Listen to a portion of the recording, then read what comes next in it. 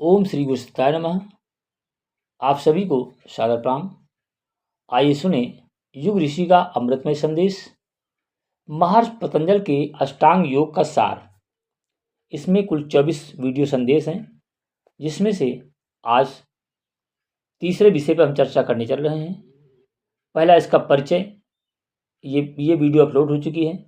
दूसरा वीडियो था जिसका विषय है अष्टांग योग राजयोग, इस पर भी ये वीडियो भी अपलोड हो गई है। तीसरी वीडियो जिसका विषय है आसन, आज इसी पर चर्चा करेंगे। उच्च स्तरीय साधना विधान के अंतर्गत कुछ महत्वपूर्ण ध्यानात्मक आसन, प्राणायाम, मुद्रा, बंध का उल्लेख किया जा रहा है, जिन्हें साधक आवश्यकता अनुसार प्रयोग कर सकते हैं। आसन समग्र शरीर का होता है। कमर सीधी, आंखें अधखुली अथवा अधबंद सी, शांत चित्त, स्थिर काया, ये स्थिति ध्यान के लिए अधिक उपयुक्त मानी जाती है। दोनों हाथ गोदी में हो, शरीर सुखासन की स्थिति में होते हुए भी सुस्थिर सुव्यवस्थित हो। अब आसन के क्रम में सबसे पहला आसन है पद्मासन। पद्मासन में क्या करते हैं कि दोनों पैर विपरीत दिशा में दोनों जांघों पर रखते हैं।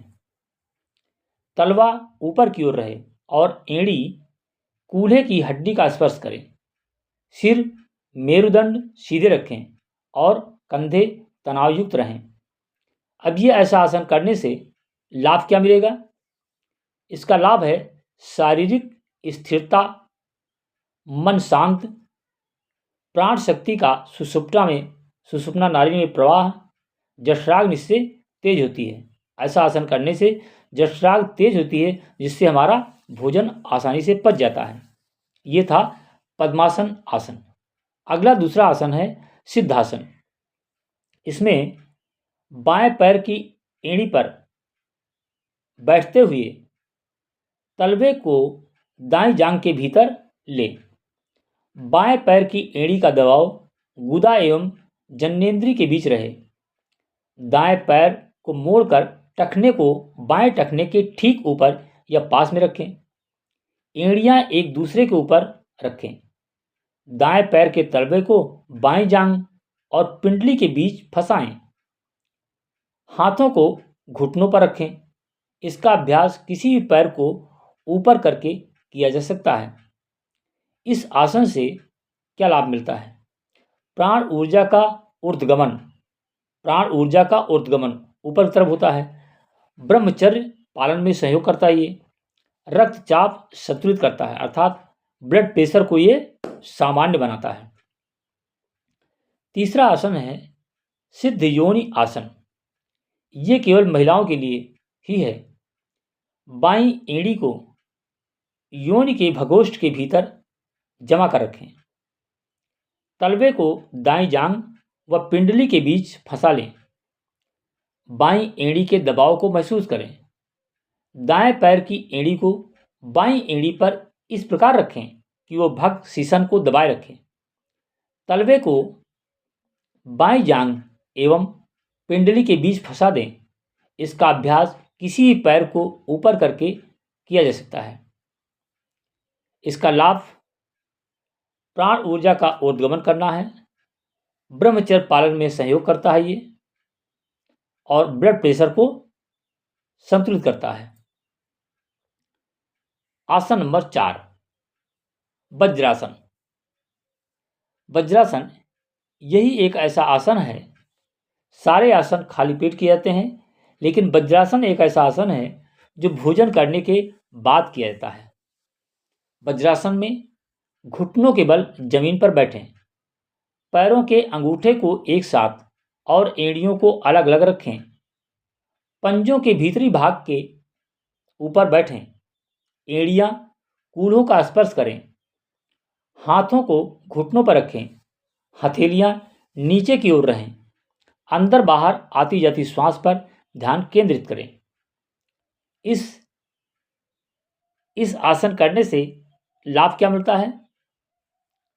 पाचन क्रिया तीव्र हो जाती है। फलस्वरूप अम्लता एवं पेप्टिक अल्सर से लाभ होता है। हार्निया, बवासीर, हाइड्रोसील, मासिक स्राव की गड़बड़ी दूर करता है। सियाटका व मेरुदंड के निचले भाग की गड़बड़ी से ग्रस्त व्यक्तियों के लिए ध्यान के लिए सर्वोत्तम आसन है। सुषुम्ना में प्राण का संचार करता है। काम सेक्स ऊर्जा को मस्तिष्क में संप्रेषित करता है। वज्रासन ये बहुत काम का आसन है। इसे कम से कम न्यूनतम 5 मिनट से लेकर के अधिक 45 मिनट तक किया जा सकता है। अगला 5वां जो आसन है उसका नाम है स्वस्तिकासन। स्वस्तिकासन भी जैसे पहले दूसरे नंबर पर बताया था सिद्धासन, इसी का बिल्कुल सरल रूप है। इसमें अंतर केवल इतना है कि एड़ी का दबाव गुदा एवं जननेंद्रियों के बीच न होकर बगल में रहता है। और इससे लाभ क्या होता है? पेशी पीड़ा से परेशान, मांसपेशियों में जो पीड़ा होती है उससे परेशान लोगों के लिए बैठने हेतु ये स्वस्थ बिल्कुल आसन होता है। आसन नंबर 6 सुखासन। जिस प्रकार बैठने से शरीर की सुविधा हो, शांति में अड़चन न पड़े, वही सुखासन कहलाता है। बाएं पैर को मोड़कर पंजे को दाएं जांघ के बीच रखें। दाएं पैर को मोड़कर पंजे की बाएं जांघ के नीचे रखें। हाथों को घुटनों पर रखें। इस तरह से ये सुखासन का आसन होता है। अब इसके लाभ क्या हैं? इस आसन को करने से बिना तनाव, कष्ट और पीड़ा के शारीरिक और मानसिक संतुलन प्रदान करता है। जो लोग ध्यान के कठिन आसनों में नहीं बैठ सकते, उनके लिए सरलतम एवं सर्वाधिक आरामदायक आसन है सुखासन का। 7वां आसन है भद्रासन। भद्रासन वज्रासन में बैठें। फिर घुटनों को जितना संभव हो दूर दूर कर लें, किंतु जोर न लगाएं। पैरों की उंगलियों का संपर्क जमीन से बना रहे। अब पंजों को एक दूसरे से इतना अलग कर लें कि नितंब और मूलाधार इनके बीच जमीन पर टिक सके। हाथों को घुटनों पर रखें। हथेलियां नीचे की ओर रहें। नासिका के अग्र भाग पर दृष्टि को एकाग्र करें। इस आसन से लाभ क्या होता है? ये ध्यान के लिए एक उत्कृष्ट आसन है भद्रासन। इससे मूलाधार चक्र उत्तेजित होता है। वज्रासन से प्राप्त होने वाली सभी लाभ इस भद्रासन से भी मिलते हैं। 8 है वीरासन। वज्रासन में ही बैठें। उसके बाद दाहिने घुटने को ऊपर उठाएं और दाहिने पंजे को बाएं घुटने के भीतरी भाग के पास जमीन पर रखें। दाहिनी कोहनी को दाहिने घुटने पर और ठुंडी को दाहिने हाथ की हथेली पर रखें। आंखों को बंद कर विश्राम करें। बाएं पंजे को दाहिने घुटने के बगल में रखकर इसकी पुनरावृत्ति करें। सजगता श्वास पर रखें। लाभ इससे क्या है? एकाग्रता में वृद्धि होती है। शारीरिक और मानसिक विश्रांति प्रदान करता है। गुर्दे, यकृत, प्रजनन अंग एवं आमाशय अंगों के लिए ये उत्तम आसन है, जिसे वीरासन बोलते हैं। 9 है ध्यान वीरासन। दाएं पैर को बाएं पैर के ऊपर इस प्रकार रखें कि दाएं पैर की एड़ी बाएं नितंब की ओर और बाएं पैर की एड़ी दाएं नितंब की ओर स्पर्श करें।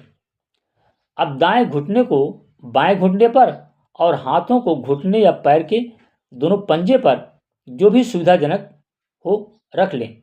इस क्रम को विपरीत अथवा दाएं पैर के ऊपर बाएं पैर रखकर भी कर सकते हैं, अर्थात क्लॉकवाइज और एंटी क्लॉकवाइज भी करें। ये है ध्यान वीरासन सामान्य स्थिति। इससे लाभ क्या मिलता है? इसमें श्रोण मेखला के जो रोग होते हैं और प्रजनन अंगों की मालिश कर उन्हें पुष्ट बनाता है। कमर के आसपास के सभी रोगों के लिए ये लाभकारी होता है। इस प्रकार से अभी आप सुन रहे थे आसन के बारे में विस्तृत जानकारी। ये 9 प्रकार के आसन हैं जिन्हें करने से क्या क्या लाभ मिलता है ये भी इस वीडियो में बताया जा चुका है। तो इस तरह से ये वीडियो यहीं समाप्त होती है। अगला जो वीडियो संदेश है, चौथा, प्राणायाम। प्राणायाम वैसे कई प्रकार के होते हैं और 12 प्रकार के प्राणायाम हैं, जिनका परिचय क्रमशः आप सभी को अगले वीडियो संदेश में मिलेगा। तो इस आसन को अपने जीवन में उतारें, दैनिक दिनचर्या में इसका पालन करें और अपने आप को निरोगी और स्वस्थ बनाएं। इसी आशा विश्वास के साथ इस वीडियो संदेश को ज़्यादा से ज़्यादा लोगों में शेयर करें, लाइक करें, कमेंट करें और चैनल को सब्सक्राइब करें। धन्यवाद।